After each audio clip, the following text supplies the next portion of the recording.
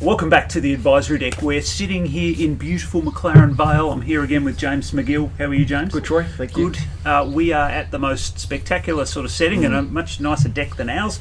We're at Pertaringa Wines by Bec Hardy Wines here in McLaren Vale, and we're joined by Richard Dolan, who is the Director, General Manager, CEO, Head honcho here at the winery. Thank you so much for having us here, thanks, Troy. Richard, and sharing a few insights about a business as a newer business owner who took on a business in an interesting industry in a really interesting year, right? You can say that, yeah. So we're trying to mine a couple of lessons.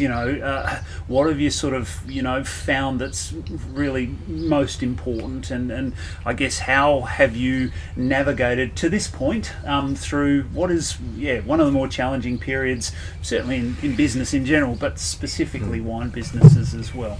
Yeah, and you're right. I mean, it's been an incredibly challenging year. Not only negotiating in the first half of the calendar year a family succession plan, which had been going on for about 4 years, successfully negotiating that to a conclusion on 1 July, in the middle of a 1 in 100 year global pandemic, and of course, even though we'd run the business for 10 years, the environment's just been changing around us so rapidly throughout the course of the year. Lockdowns here, out of a lockdown, significant lockdown in Victoria, and then just waiting for those COVID spikes as and when they come and trying to react to those. So COVID has been one overlay, and of course, the situation as it currently is between Australia and China also impacting on the Australian wine industry. And it's fair to say that whilst a vaccine may cure a lot of woes for a lot of businesses, a vaccine won't necessarily cure the woes of the Australian wine industry. So and look, some businesses are going to be more or less exposed to that than others. Those that have got a big exposure to the China market, then that's going to present some challenges for them. We'd already been anticipating probably 5 years ago that there may be some challenge in the China market. I'd always sort of thought it might have been in that political space, and so in a Chinese sense. So we'd already begun to give some thought prior to 1 July about where we would go hunting next from an export perspective. But I guess the thing that this year has been the key challenge is just the rapidity of change, the number of changes, the speed with which those changes are happening. But we just had a bit of success in the sort of reimagination of the Austrade Export Awards this year, and in a round table with each of the other state award winners, one of the things that came out of that was everybody had the same experience. It wasn't necessarily the challenge this year wasn't the speed of change, it was the speed with which you reacted and you acted on that change. And so that for me has been probably the biggest takeout, and almost strategy on the hoof of taking information, processing it quickly, but making firm decisions on the best available knowledge at the time. And I think that's what's probably kept us nimble, is just that dynamic decision making.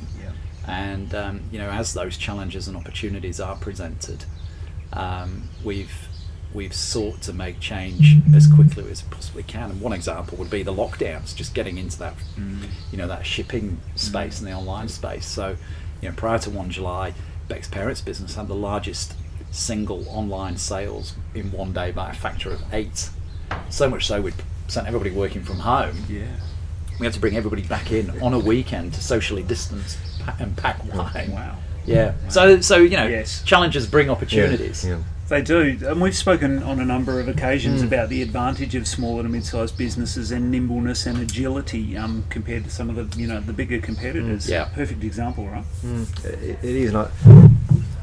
We had a conversation too, sitting in Victoria Parklands a while ago. I was thinking about your nimbleness of change and so forth, and the conversation we had was, is the 5-year strategic plan dead? And I think our view was it is, because you just can't plan 5 years ahead. You might have a 5-year vision, but it's hard to have a 5-year strategy. In hindsight now, at the end of 2020, beginning of 2021, your thoughts around strategic planning? You mentioned different export markets and so forth. How do you look at the next 2 or 3 years? How much of it is planned versus we just now have to make it up as we go along? I think right now it's the make it up as we go along. Stay alive. Get through cash. Cash flow. Cash is king. Trying to keep costs down and leverage revenue opportunities where you can. So that's certainly one key challenge. I personally think we'll see a period of time where the 3 to 5 year plan quite possibly is dead. But I think a lot of those disciplines that have been good disciplines that have kept us, all in good shape, for the last 20 or 30 years, those disciplines will still come back. They may change slightly, but I think they're still good disciplines. But I think in times of uncertainty like this, you're right, there's just no way you can plan 3 years out. I mean, I just want to know that we're going to be here in 3 years, never mind have a plan. So do you see then, because you're one, it's a good sized business here, right? You're not a Treasury Wine Estates business, and I don't think you want to be. You want to be that. Do you see the advantage in being your size now? And do you see that creating opportunities that you wouldn't have had otherwise with what's going on with China or with COVID? The opportunities might come to you faster than you would have predicted before? I think so. I mean, quite funny, coming to work this morning, I actually passed, I popped into the coffee shop and passed our bank manager from ANZ, and I was conscious. Very McLaren Vale. How very McLaren Vale. And he was in high vis. Was he? Bizarrely, I mean, why? But anyway, so I asked David, said to him, what's the bank's view on the challenges that the wine industry is facing? And he said, well, look, corporates, we don't necessarily have a view yet. We're still working through that. And I'm like, wow, that's so incredibly slow for, for in this environment where they would have significant multiple millions of dollars of exposure, both at an SME level, but also at a major corporate level to this industry, which is going to go through some incredible change and some incredible challenges over the next few years as it sort of readjusts to an environment where there's no largest export market for Australian wine, where it's just disappeared overnight. So, so I think to your point about our size, most definitely, because it allows us, one, we can be nimble, we can right the size of our business fairly quickly through domestic channels, and also we can readjust our vintage intake for 2021 fairly quickly, and we've done that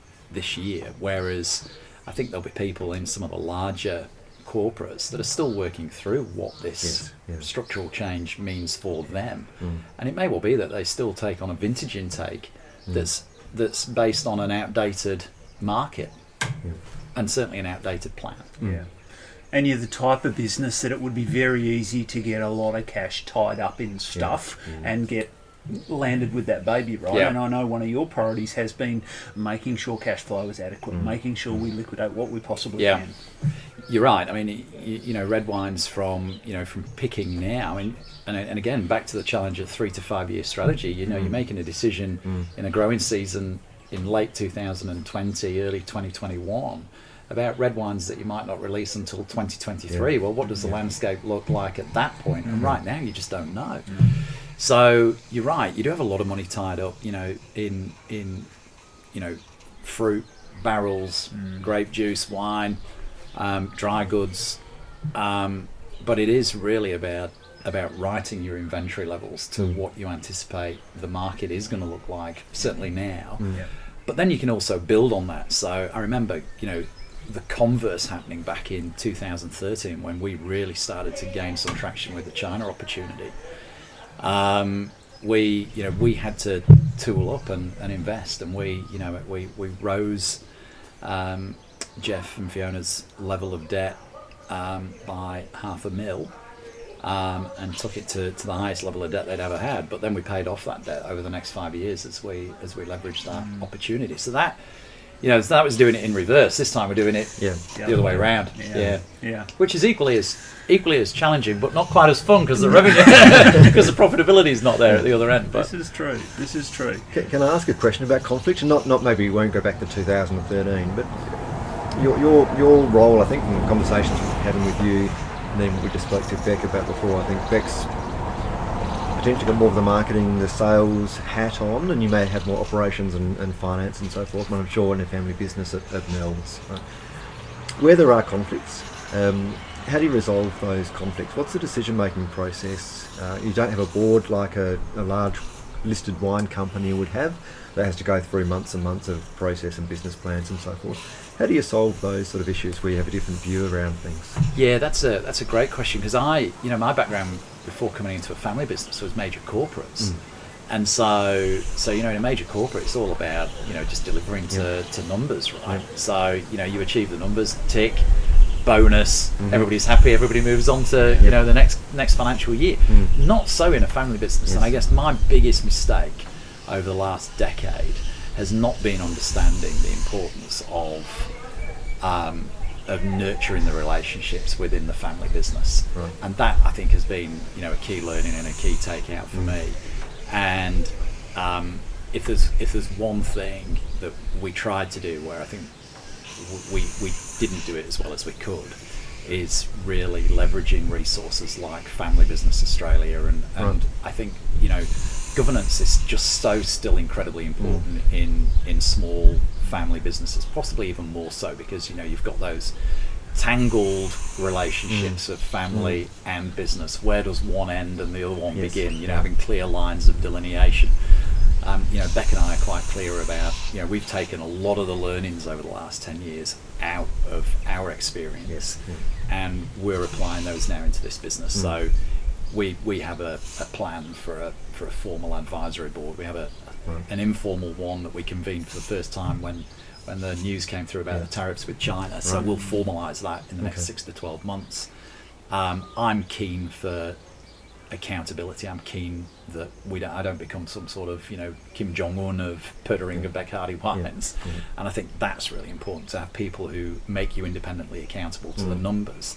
And then on the other side, why are we doing this? Well, we're doing this because we've got a little girl who we hope that we can pass this business on to in 20 to 30 years. But what does that mean for our family? What's the tangible benefits that will accrue to our family as a result of doing this? What are some of the things that in a family constitution that we're going to look to do? And one of those things might be having a box for 5 days at the Adelaide Oval for the Test match, and just enjoying that time as a family together. Just hanging out in our own space up there with a few friends. That might be one thing, but it's just remembering that the relationships are not just one-dimensional. They're massively interconnected and complex, and that's been my biggest learning. It's a big one coming out of corporates, isn't it? That is Really such a different. We spoke with Lachlan Jeffries, one of the recent shows, and they're a fifth generation, fourth or fifth, and he spoke about the challenges of not necessarily wanting to be under pressure to leave the business for the next generation, but that desire that you really are become a custodian and you pass that on. But with that, you still need governance, you still need an eye on financials, you still need to plan. Right. You can't just make it up and go, we're a family business, so therefore we can do whatever we like. And that's entirely right. I mean, one of the things that I've observed is that there are some businesses in which owners believe that ownership means 100% rights, zero responsibility, and zero responsibility to the organic nature of the business in and of itself. I mean, treating it like a personal fiefdom as opposed to actually a living organic thing in and of itself, of which you are just a custodian, ready to pass it on to the next generation. But I think what that comes out of as well is probably a lack of clarity around why are you actually in it? Why are you doing what you are doing?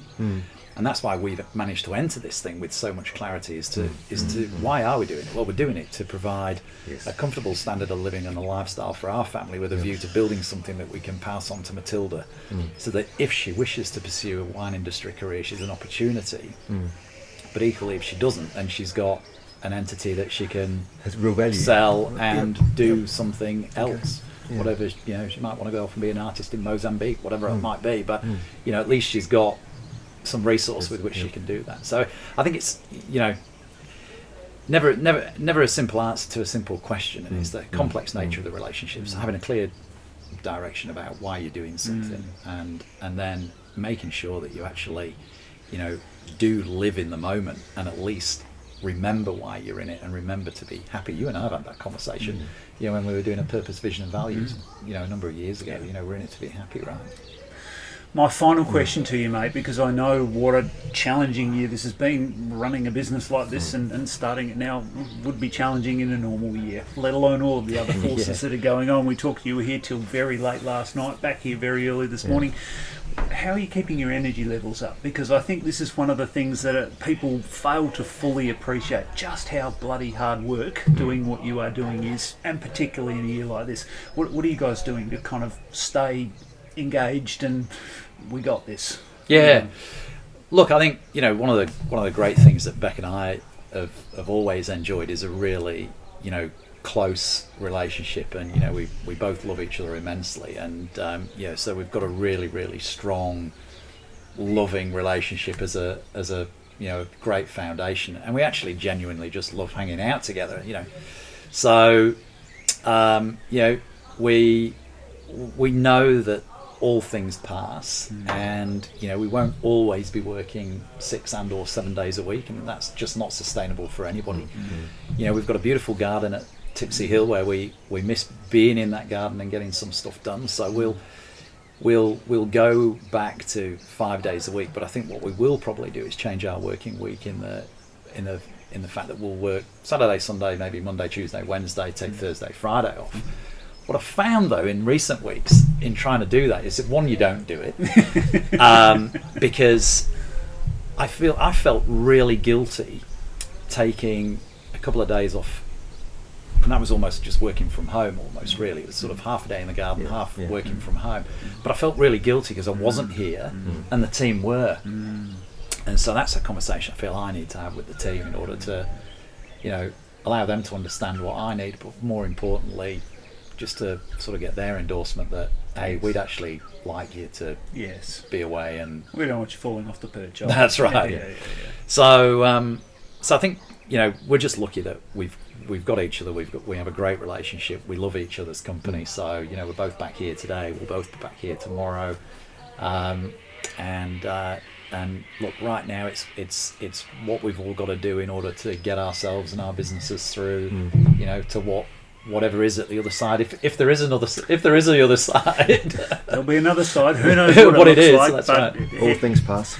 That's right. They do. Head down, bum up. Well, mate, we're super grateful to you for sharing, I guess, you know, not all of the answers, but some fascinating lessons and insights, and I think that are so common to a whole lot of business owners and leaders, not just in the wine space. Challenging year, but this is an amazing credit to you and Bec and the business you're building here. So I'm grateful for being on your deck and for sharing it with us. Thank you so much. Been brilliant. Easy. All right. Well, thank you all for joining us on the first edition of the Advisory Deck for 2021. Lots more of these to come. We'd love you to subscribe. Here's the details down the bottom. And if you'd like James and I to come and sit on your deck, it'll be pretty hard to beat this one, James. It's a nice spot. Very nice. Give us a hoy, and thanks for joining us on the Advisory Deck.